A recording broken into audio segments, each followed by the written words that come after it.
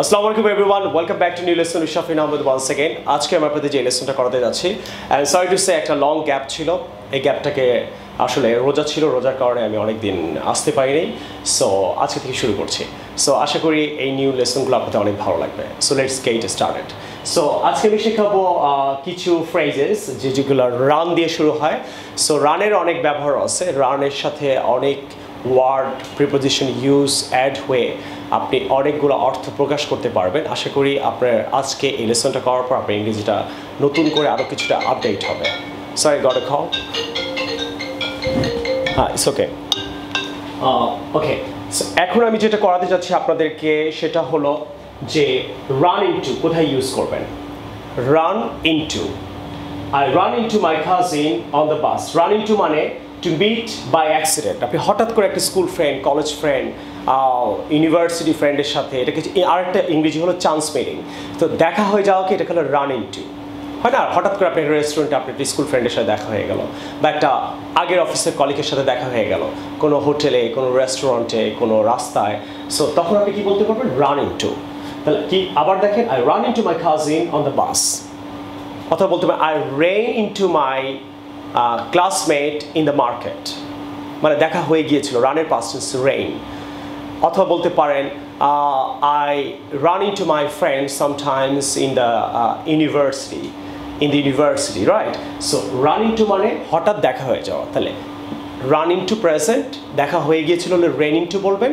আর দেখা হবে এটা ঠিক বলা যায় না, ফিউচারটা নিয়ে আপনি বলতে পারেন না, এটা হয় অথবা হয়ে গিয়েছিল, সেই ক্ষেত্রে আপনি বলতে পারেন। সো রান ইনটু মানে কি? হঠাৎ কারোর সাথে অ্যাক্সিডেন্টলি দেখা হয়ে যাওয়া। Clear?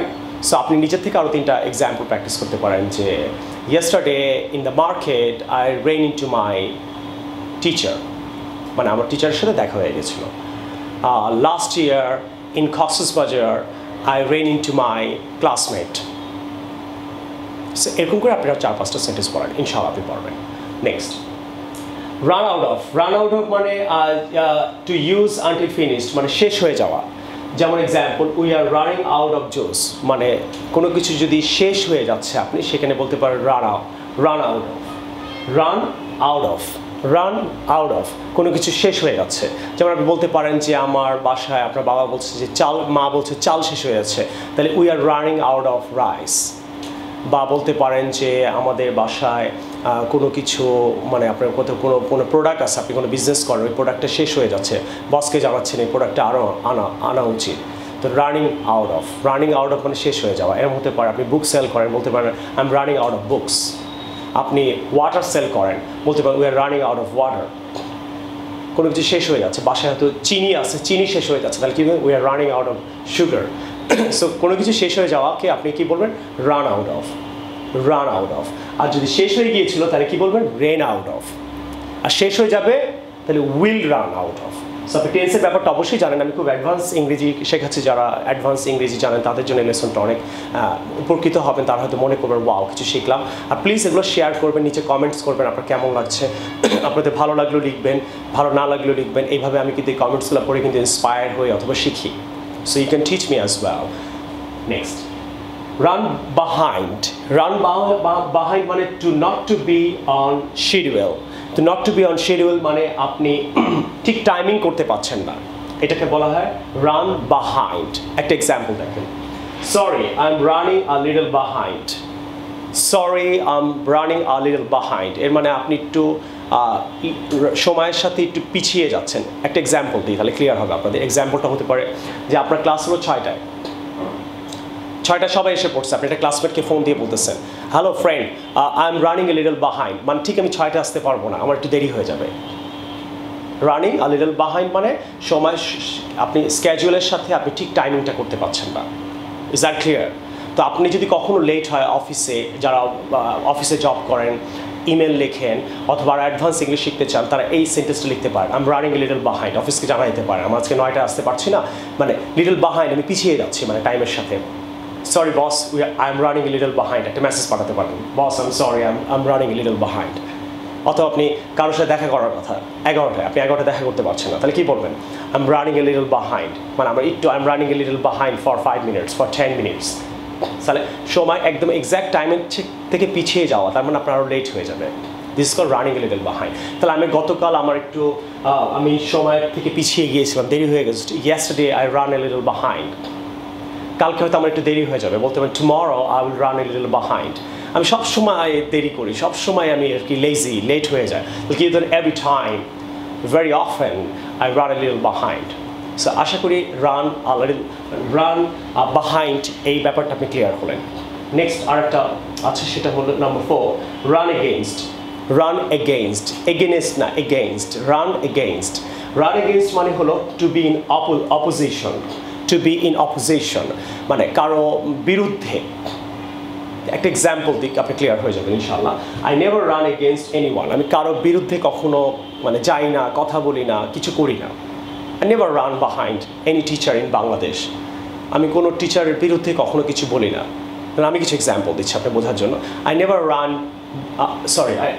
I never run against any training center, spoken IELTS training center। তার মানে রান এগেনস্ট মানে আমি কারো বিরুদ্ধে কখনো কিছু বলি না।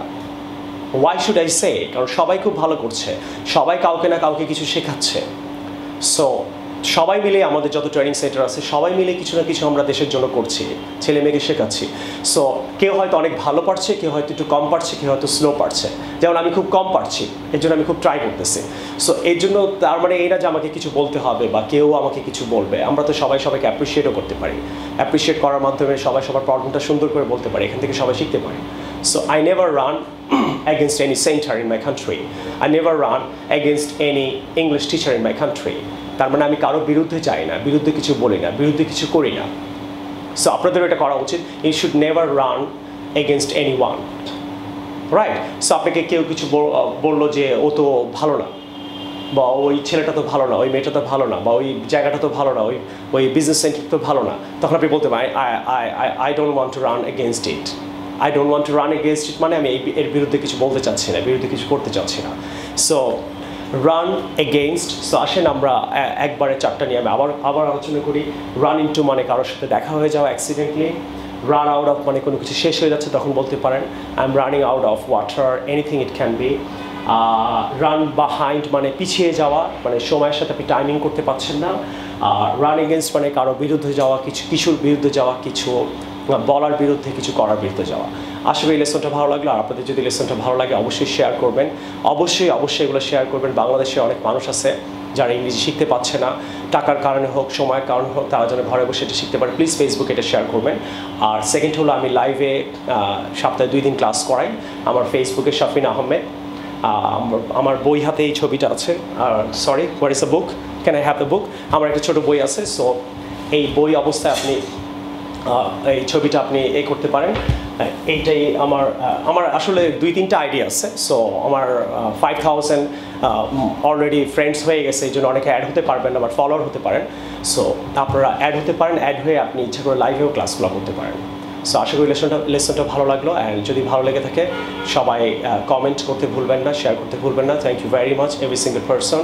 ওয়ান্স এগেন আসসালামু আলাইকুম।